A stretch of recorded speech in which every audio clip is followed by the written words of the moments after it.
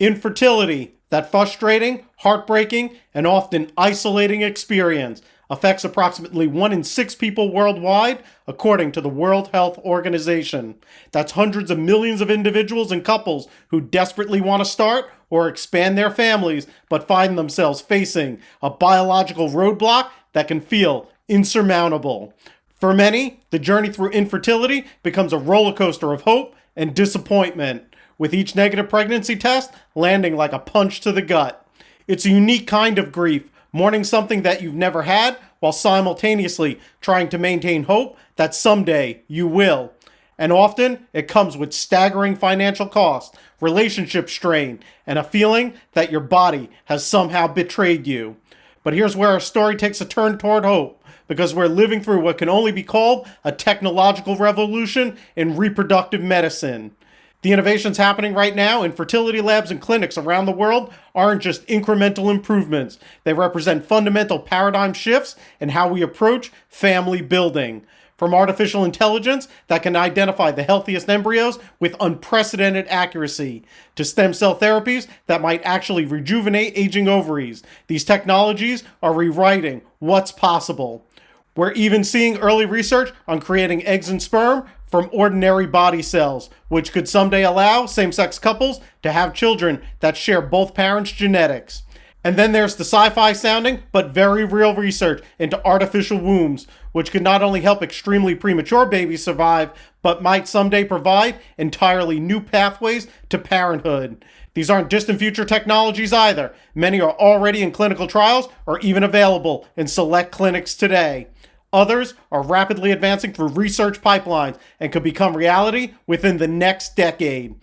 Welcome to Apprentice.io's Industry Insights. I'm Frank Maggiore, and today, this episode might just be the most personal one yet for many of our listeners.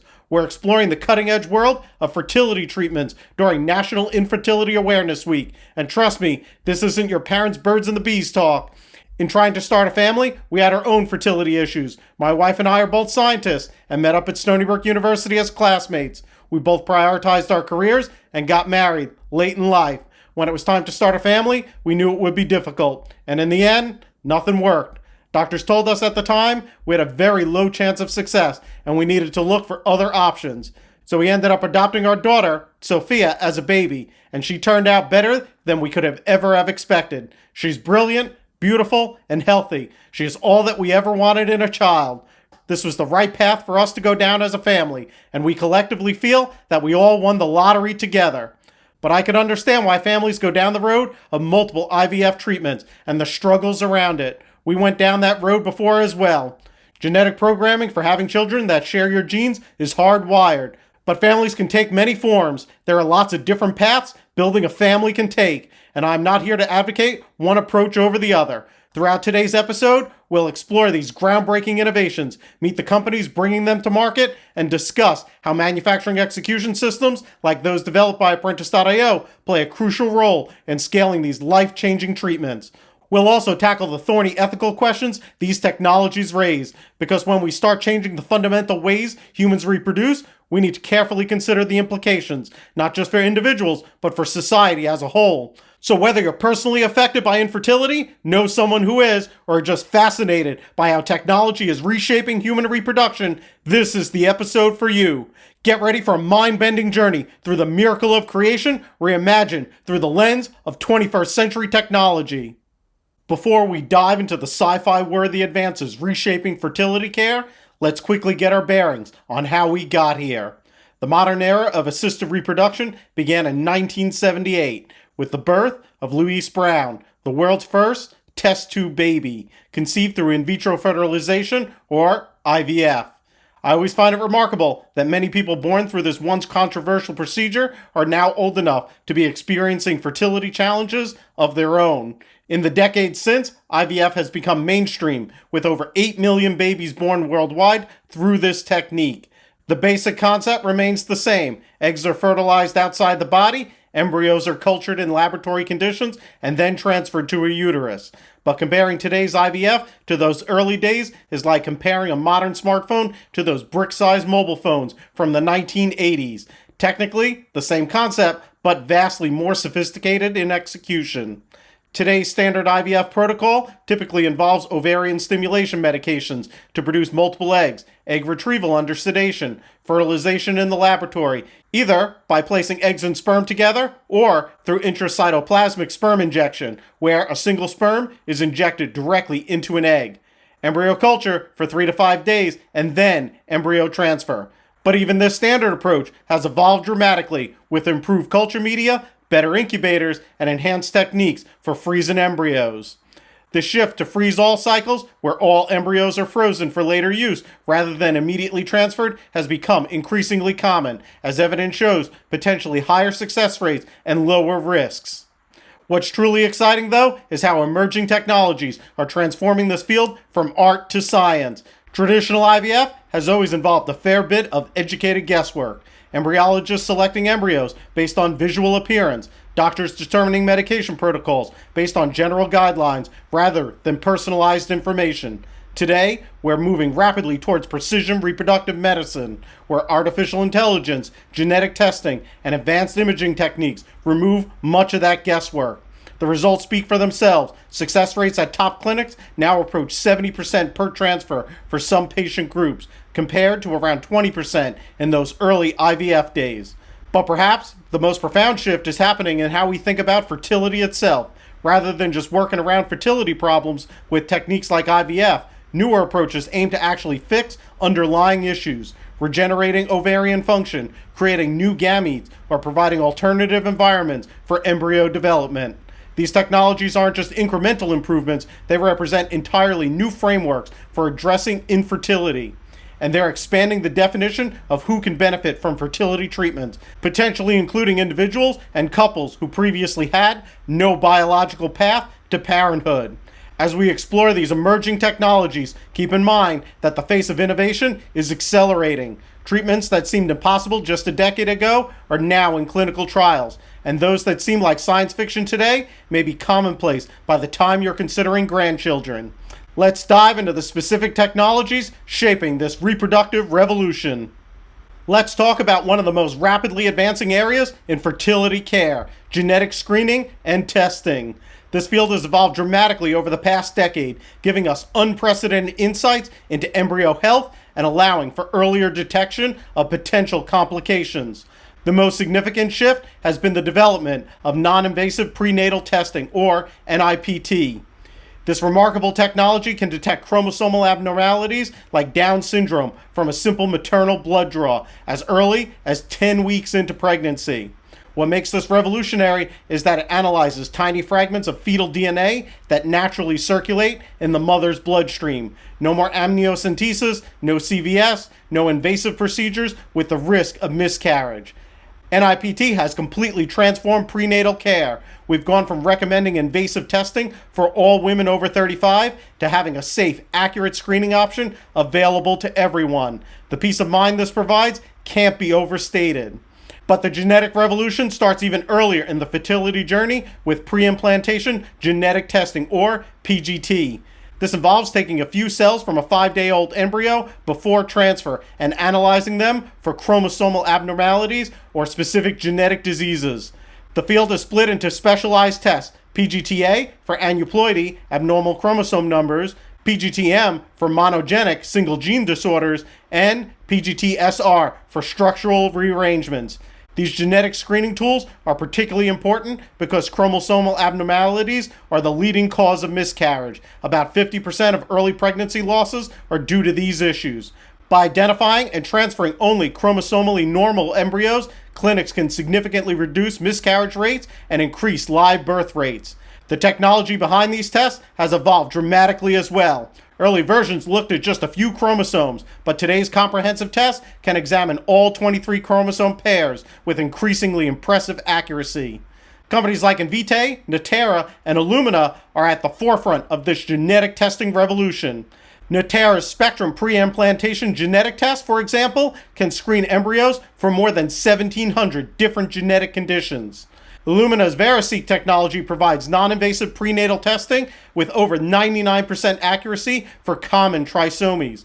And it's not just about preventing genetic diseases. Newer applications are focusing on predicting treatment outcomes and even implementing multivariate screening approaches for conditions like preeclampsia during pregnancy.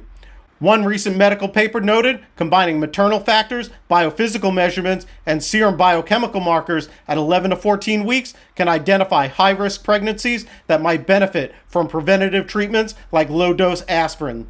Research is also advancing towards more comprehensive genomic analysis. Rather than just counting chromosomes, future tests may evaluate the full genetic code of embryos to identify subtle variations that could impact the development or health.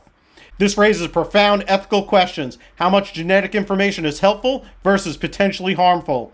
Where should we draw the line between preventing disease and selecting for traits? For now, though, the focus remains on preventing serious genetic conditions and reducing pregnancy loss, outcomes few would argue against.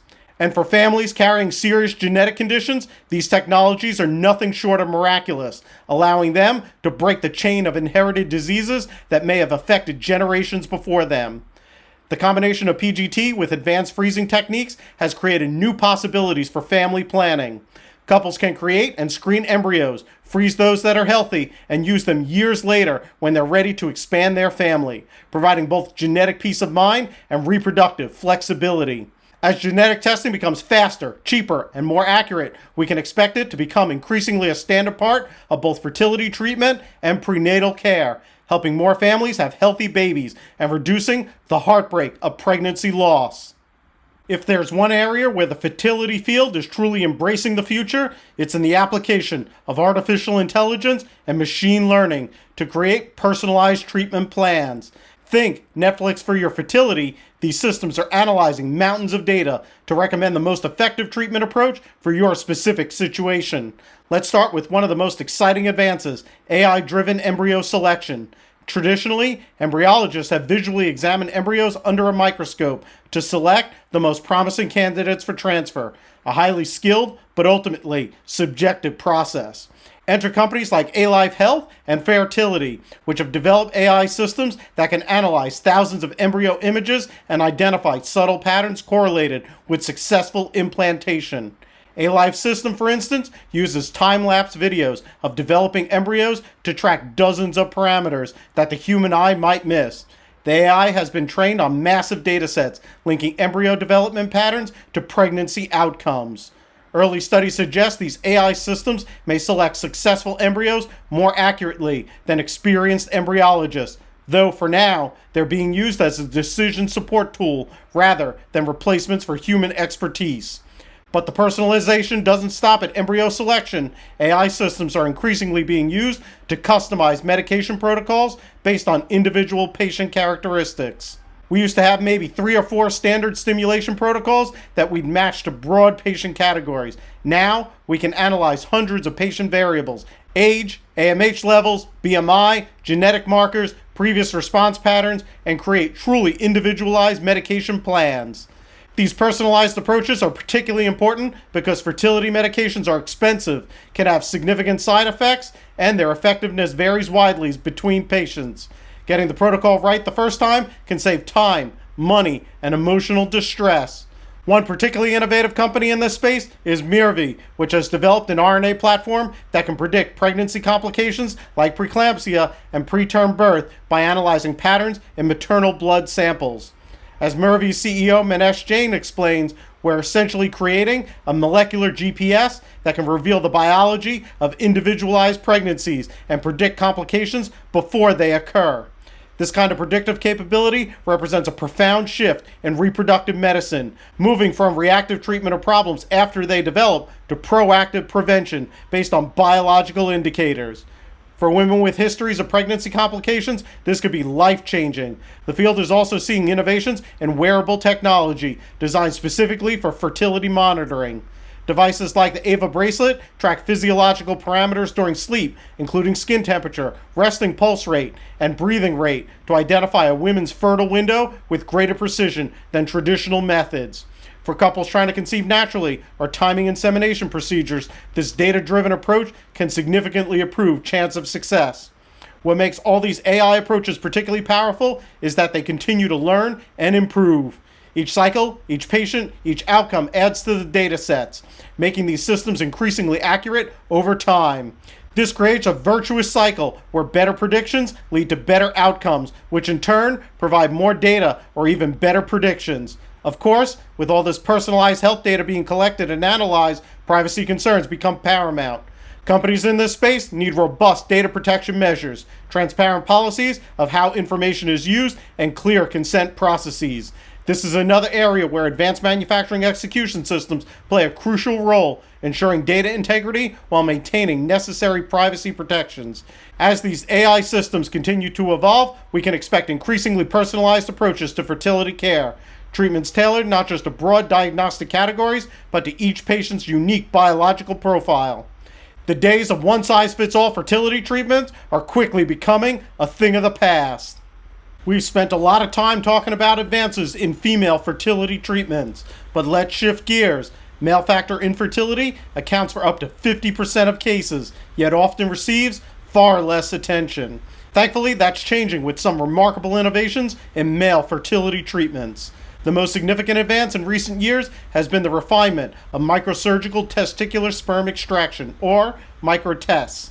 This technique is nothing short of revolutionary for men with non-obstructive azoospermia, a condition where no sperm appears in the ejaculate due to production problems rather than blockages.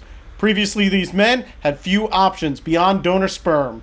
Now urologists are using high-powered operating microscopes that can identify tiny pockets of sperm production within the testicle that would be impossible to see with the naked eye.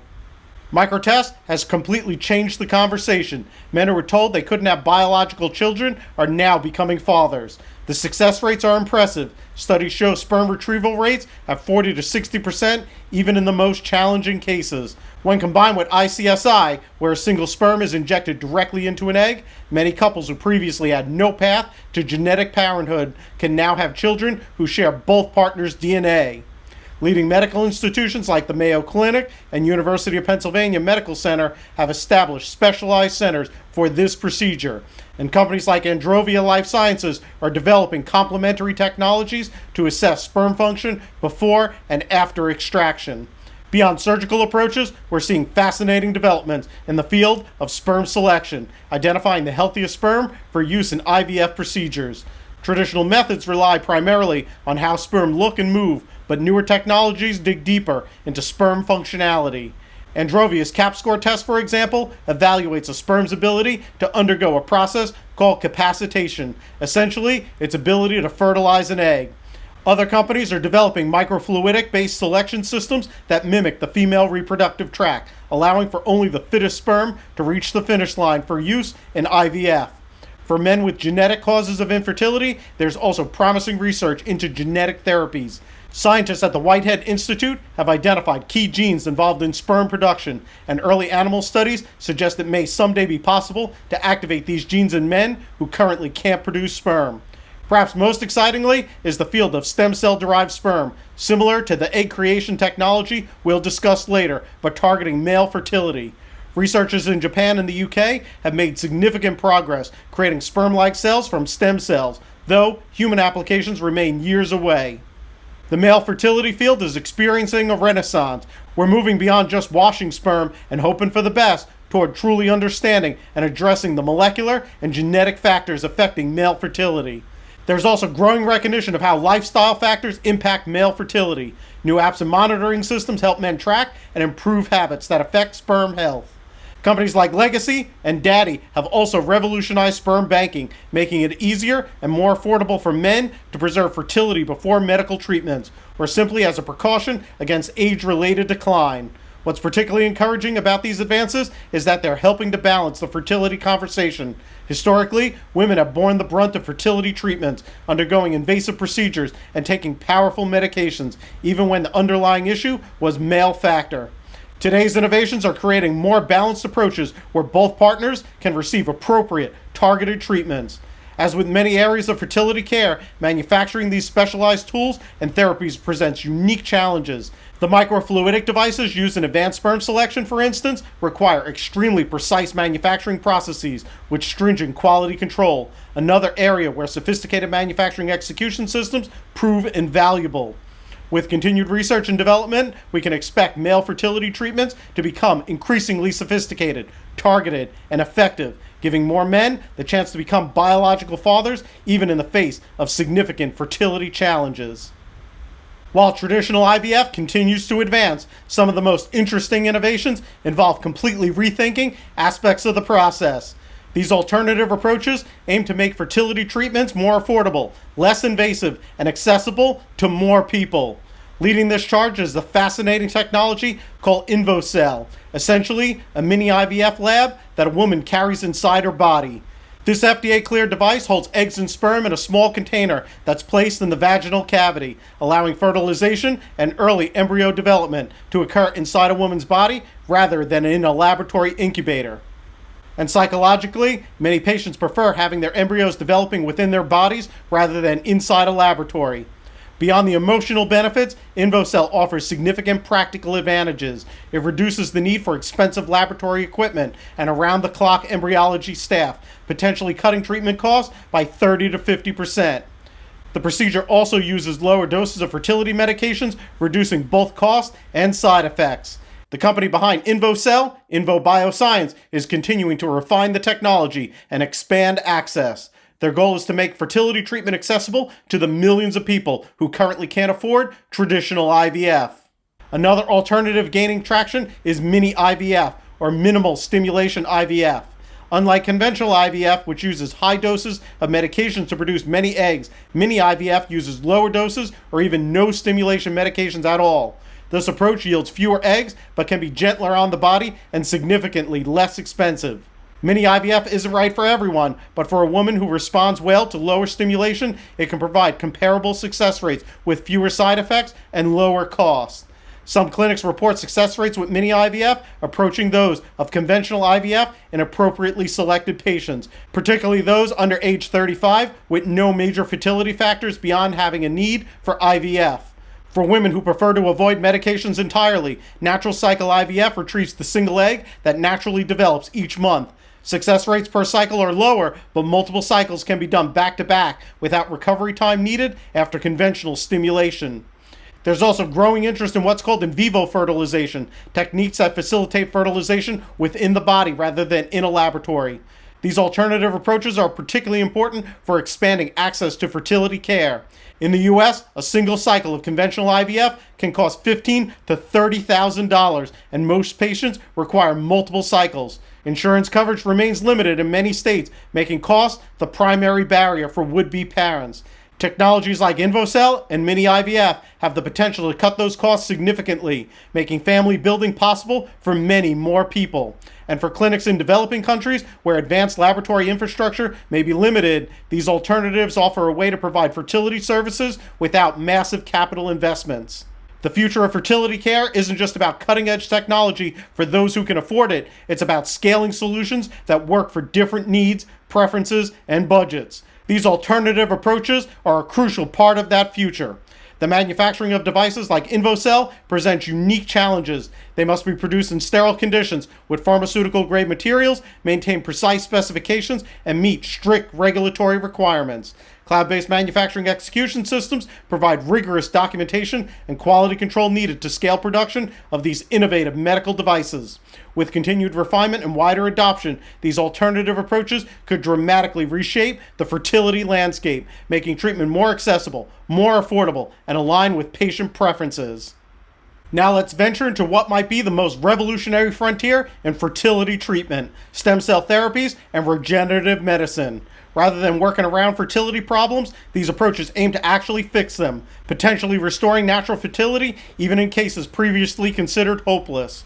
The most advanced application is ovarian rejuvenation therapy, which aims to restore function to ovaries that have stopped producing eggs due to age or medical conditions. The procedure typically involves injecting platelet-rich plasma, PRP, or stem cells directly into ovaries to stimulate tissue regeneration. PRP contains growth factors that may help reactivate dormant egg follicles or improve the ovarian environment. Women with premature ovarian insufficiency who've had no measurable ovarian function begin producing eggs again after PRP therapy. Some have even achieved pregnancy naturally after being told they would need donor eggs. While these therapies remain experimental, early results are promising enough that multiple clinical trials are now underway. Fertility specialists are particularly excited about the potential for women with premature ovarian insufficiency, POI, a condition where the ovaries stop functioning before age 40, affecting about 1% of women. Even more revolutionary is the emerging field of in vitro gametogenesis, IVG, which we'll discuss more in the next section. This technology aims to create new eggs or sperm from other body cells, potentially overcoming the fundamental limitation of egg supply. For cancer survivors, stem cell therapies offer particular hope. Many cancer treatments can damage or destroy fertility, and while egg and sperm freezing before treatment has become standard, many patients, especially children, don't have this option. Researchers at the University of Edinburgh and elsewhere are developing techniques to remove, preserve, and later reimplant ovarian tissue, potentially restoring natural fertility after cancer treatment. These approaches could completely change how we think about fertility preservation. Rather than rushing to retrieve eggs before cancer treatment, we could focus on preserving ovarian tissue or even somatic cells that could later be used to generate new eggs. Beyond eggs and ovaries, stem cell therapies are showing promise for treating uterine factor infertility. Researchers at Wake Forest Institute for Regenerative Medicine have made progress in developing bioengineered uterine tissue, which could someday help women with uterine abnormalities or those who have undergone hysterectomies. Endometrial regeneration is another active area of research. Scientists at Northwestern University are investigating how stem cells might be used to repair damaged endometrial tissue, potentially addressing issues like Asherman syndrome or thin endometrial lining that can prevent embryo implantation. Companies like Oviscience and Gametogenesis are on the forefront of commercializing these technologies. Oviscience's augment treatment uses mitochondria from a woman's own egg precursor cells to potentially improve egg quality, while Gametogenesis is developing technologies to mature eggs outside the body and create bioengineered ovaries. The regulatory pathway for these therapies remains complex. We're in uncharted territory with some of these approaches. The FDA is working to develop appropriate frameworks for evaluating safety and efficacy, but it's challenging because these technologies don't fit neatly into existing categories. Manufacturing stem cell therapies present unique challenges. They often involve living cells that must be carefully isolated, cultured, and preserved. Strict protocols must be followed to prevent contamination, and chain of identity tracking is essential to ensure patients receive preparations made from their own cells. These complex processes require sophisticated manufacturing execution systems that can track every step and ensure compliance with regulatory requirements. While most stem cell fertility treatments remain experimental, the field is advancing rapidly. Some fertility clinics already offer PRP for ovarian rejuvenation under research protocols, and broader applications could become available within the next 5 to 10 years if current trials show positive results. The potential impact of these therapies cannot be overstated. If successful, they could fundamentally change how we approach fertility preservation and treatments, offering new hope to millions who currently have few or no options for genetic parenthood. Let's dive into what might be the most mind-bending fertility technology on the horizon: in vitro gametogenesis, or IVG. This technology aims to create eggs and sperm from ordinary body cells. And if that sounds like science fiction, I promise you that it's very much in development in labs around the world. The basic concept is revolutionary. Take a skin cell, blood cell, or other somatic cell, reprogram it into a pluripotent stem cell, essentially turning back its developmental clock, and then guide it to develop into either an egg or sperm cell.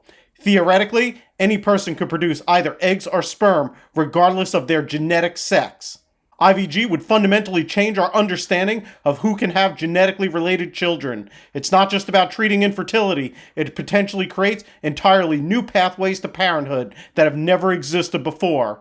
Japanese scientists have already accomplished the entire process in mice, creating viable eggs and sperm from skin cells, using those gametes to create embryos, and producing healthy mouse pups. The translation to humans is complex and will take time, but the proof of concept has been already established. For same-sex couples, the implications are profound. Two men could potentially each produce eggs from their skin cells, fertilize those eggs with their sperm, and have children genetically related to both fathers. Similarly, two women could have one partner contribute an egg while the other contributes sperm created from her cells, resulting in a child genetically related to both mothers. Many same-sex couples deeply desire children genetically related to both partners. Currently, that's impossible. They must decide which partner will have a genetic connection and which won't. IVG could eliminate that difficult choice altogether. Beyond same-sex couples, IVG could help people who have lost fertility due to medical treatments such as cancer, allow postmenopausal women to produce new eggs, and potentially even help single individuals to have children that carry only their genetics. The research in this field is advancing steadily. Dr. Minatori Saito's lab at Kyoto University has made significant progress in creating human egg precursor cells, while teams at Cambridge and elsewhere are working on the sperm creation pathway. A recent breakthrough identified robust culture conditions necessary for driving the epigenetic reprogramming crucial to this process. Companies like Conception Bio and Gamito are working to translate these academic findings into clinical applications, though human trials remain years away. The ethical questions around this technology are substantial. Theoretically, someone could create gametes from another person's cells without their knowledge. Question about age limits emerge. Should postmenopausal women or elderly men be able to create new gametes? And the broader societal implications about the nature of parenthood and reproduction will require thoughtful consideration.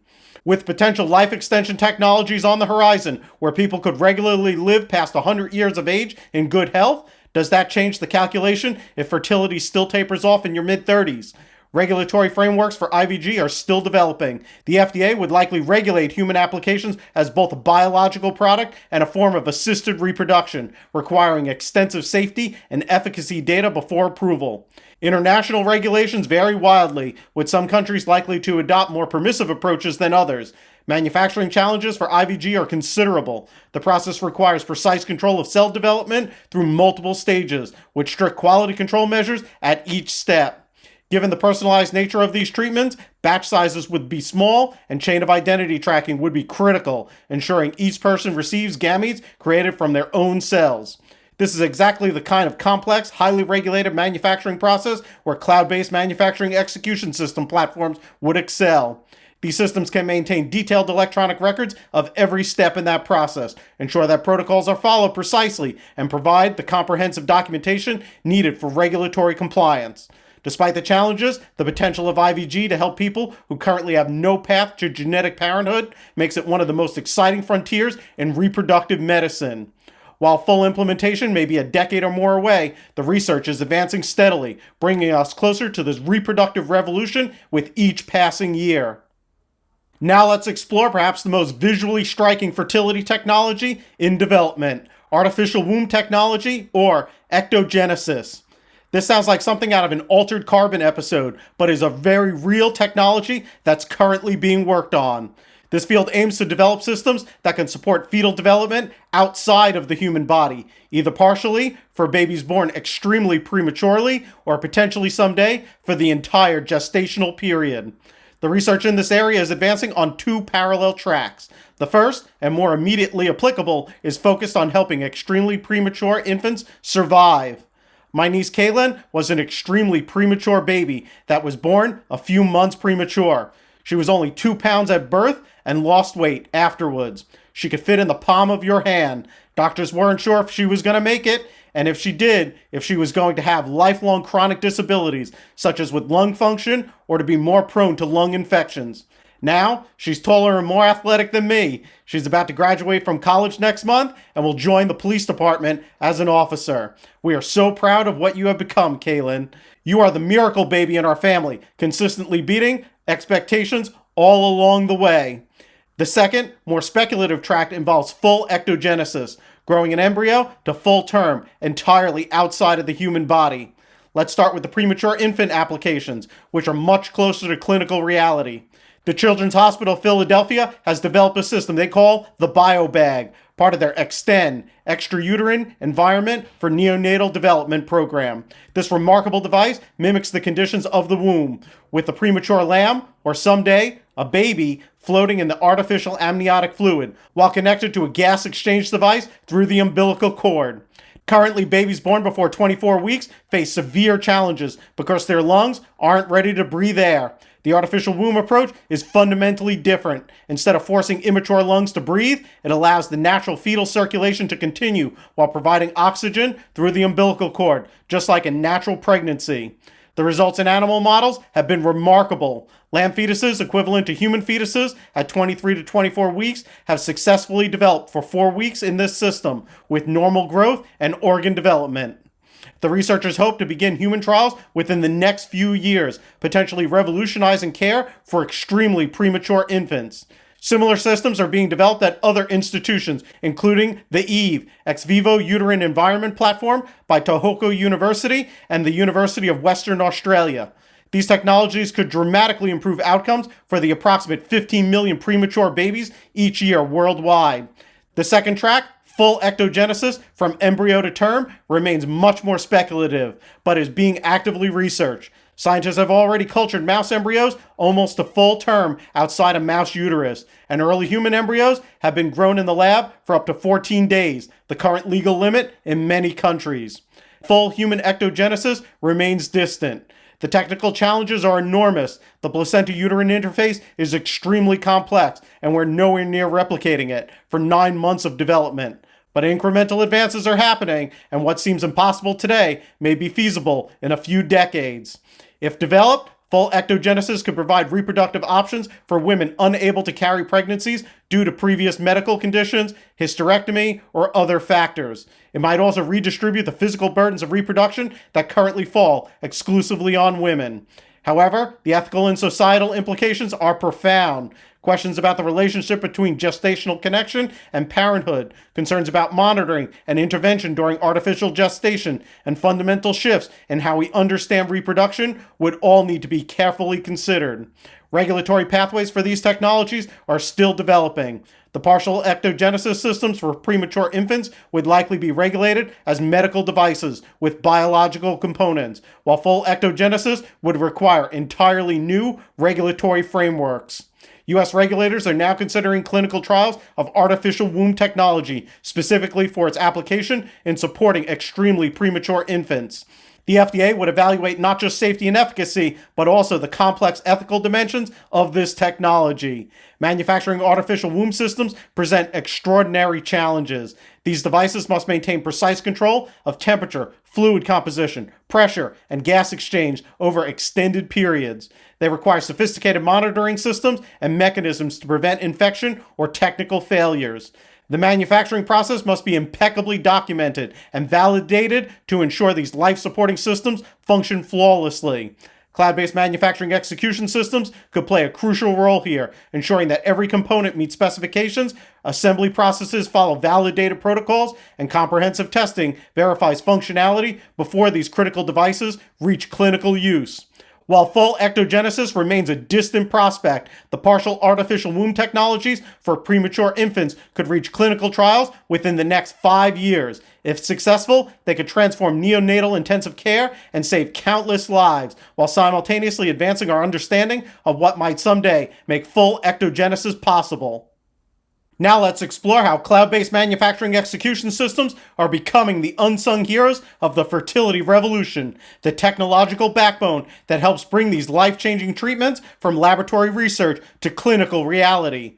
For those unfamiliar, an MES is essentially a central nervous system of modern manufacturing, coordinating, documenting, and controlling the complex processes required to produce advanced medical products. And for fertility treatments, which often involve biological components, precise devices, or personalized therapies, these systems are absolutely critical. Let's start with electronic batch records, a core capability of modern manufacturing execution system platforms. Traditional paper-based documentation is simply inadequate for the complexity of advanced fertility treatments. When you're producing something like stem cell therapy for ovarian rejuvenation, you might have hundreds of process parameters that need to be precisely controlled and documented. Paper records are prone to errors, get lost, and can't be analyzed efficiently. Cloud-based manufacturing execution system platforms solve this by capturing all manufacturing data electronically, ensuring complete documentation of every step in the process. This is particularly important for regulatory compliance. Fertility treatments typically require FDA or similar international approvals, necessitating comprehensive evidence that products are manufactured consistently according to validated processes.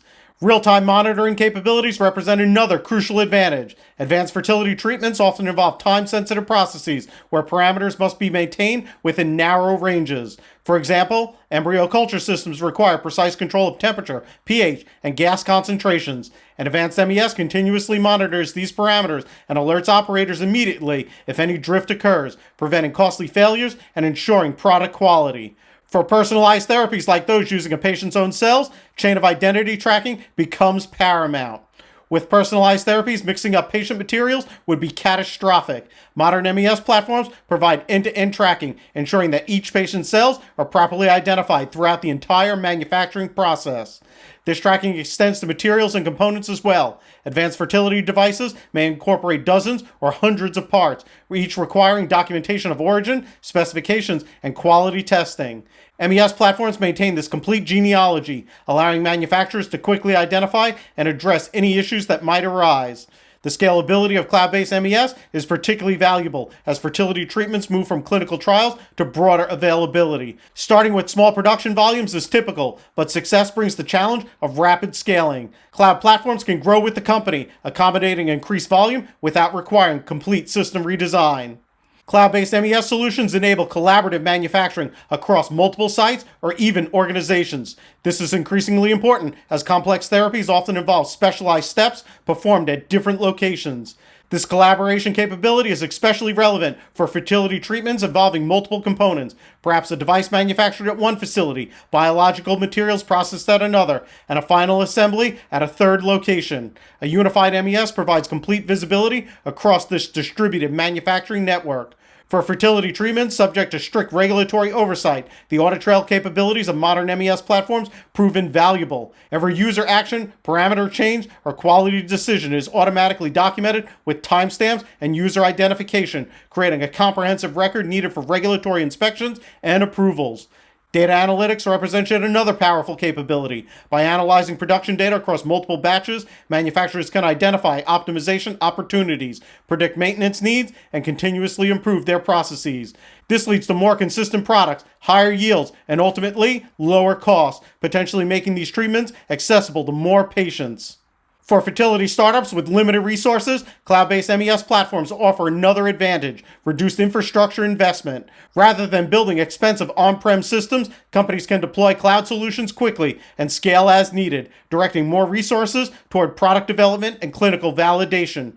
As fertility treatments become increasingly sophisticated and personalized, the manufacturing systems behind them must evolve accordingly. Cloud-based MES platforms provide the foundation for this evolution, ensuring that the remarkable innovations that we've discussed throughout this episode can successfully transition from scientific breakthroughs to practical treatment options for those struggling with infertility. As we wrap up our exploration of advanced fertility technologies, let's zoom out and consider what the future might hold for those hoping to build or expand their families, and for society as these technologies become more widely available. The most immediate changes will likely come from technologies already in clinical trials or early commercial stages. Within the next 5 years, we can expect broader availability of AI-enhanced embryo selection, more refined genetic testing options, and continued improvements in standard IVF protocols. These advances should incrementally improve success rates while potentially reducing costs through greater efficiencies. Patients will benefit from more personalized protocols, less invasive monitoring through wearable devices, and significantly higher success rates per treatment cycle. We'll also see alternative options like InvoCell move further into the mainstream. The timeline for more revolutionary technologies varies on approach. Partial artificial womb technology for extremely premature infants could reach clinical trials within the next 5 years, potentially becoming available for human use within a decade if those trials prove successful.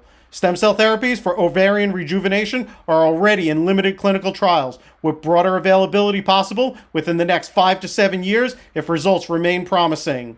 In vitro gametogenesis, IVG, creating eggs or sperm from skin cells, remains further on the horizon, with most experts projecting 10 to 20 years before human applications become available. Full ectogenesis, growing babies entirely outside the womb from conception to birth, is even more distant, likely more than 20 years away if it proves technically feasible and ethically acceptable. The convergence of these technologies could create entirely new possibilities. Imagine combining IVG to create gametes from skin cells with artificial womb technology, potentially allowing reproduction without the need for either eggs retrieved from ovaries or a gestational carrier. Such convergence would fundamentally transform our understanding of reproduction and parenthood. These technologies could reshape social structures around reproduction that have existed for all of human history. The separation of genetic, gestational, and social parenthood has already begun with surrogacy and donor gametes, but future technologies will further unbundle these previously inseparable aspects of reproduction. The economic impact of these advances could be substantial. The global fertility services market already exceeds $40 billion annually and continues to grow rapidly. Breakthrough technologies could dramatically expand this market while potentially creating new categories of service entirely. Access and equity will remain critical concerns. Without deliberate efforts to ensure broad availability, advanced reproductive technologies risk becoming luxury items available only to the wealthy. We need to be intentional about how these technologies are integrated into healthcare systems. Are they considered medical necessities deserving of insurance coverage? Are they regulated in ways that ensure safety while maximizing access? These policy decisions will shape who benefits. For individuals and couples currently struggling with infertility, the outlook is increasingly hopeful. While not every technology we've discussed will succeed, the sheer diversity of approaches means that new options will continue to emerge. Treatments for previously untreatable forms of infertility are likely to become available, and success rates for existing treatments should continue to improve. In the beginning, IVF was considered almost miraculous, with success rates around 10%. Today, it's routine with success rates approaching 70% for some patients. I fully expect that in another 30 years, many of the conditions we currently consider untreatable will have effective solutions. For the broader society, these advances invite us to reconsider fundamental questions about reproduction, family formation, and the relationship between technology and human experience. The conversations we have now about access, regulation, ethics, and values will shape how these technologies develop and who they ultimately serve. As we close this episode of Industry Insights, I hope that you've gained not just understanding of the technologies themselves, but an appreciation for their profound implications. The future of fertility care isn't just about new gadgets or procedures, it's about expanding the possibilities for human connection, family formation, and the continuation of our shared human story. For those currently navigating the challenges of infertility, know that an unprecedented wave of innovation is working to create new pathways toward parenthood. The journey may still be difficult, but there is more reason for hope today than ever before. In an industry where precision and compliance are paramount, Apprentice's Tempo platform offers a cutting-edge manufacturing execution system solution. It's cloud-based, mobile-first, operator-centric, with the most intuitive UI in the industry, making it perfect for today's dynamic pharmaceutical manufacturing environments and for the production of the world's most complex drug products. Whether you're working on groundbreaking cell and gene therapies, biologics, or small molecules, Tempo provides a fully validated MES system that's both powerful and easy to use. It streamlines your processes, ensures compliance, and adapts to your specific manufacturing needs. So get off of paper batch records and discover how Apprentice's Tempo Manufacturing Cloud can transform your operations by visiting us at apprentice.io. Attention industry professionals, revolutionize your manufacturing process with the Apprentice Tempo Manufacturing Cloud, a manufacturing execution system built to streamline your operations, boost efficiency, and ensure compliance all in one powerful platform. Experience the future of manufacturing with our free 30-day trial. Scan the QR code on your screen now to unlock a world of innovation. Don't just keep pace, set the tempo as an industry leader with Apprentice. That's all for Apprentice.io's Industry Insights. I'm Frank Maggiore. Thanks for listening. Be sure to like and subscribe. Hit the bell icon for notifications when new episodes drop. Please comment on if you have any additional topics you would like for me to cover in this space, and we'll see you next week for more Industry Insights.